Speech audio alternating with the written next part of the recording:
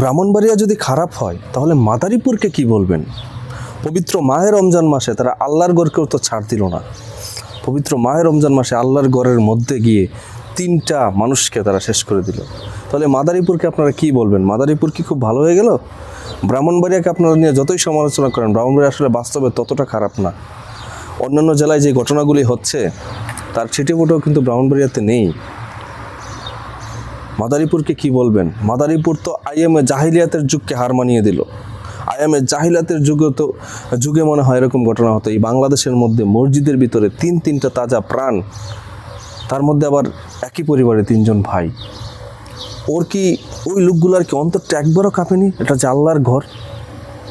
কোন মুসলমান তারা? তাদের দৃষ্টান্তমূলক বিচার দাবি করছি। তাদের দৃষ্টান্তমূলক বিচার দরকার।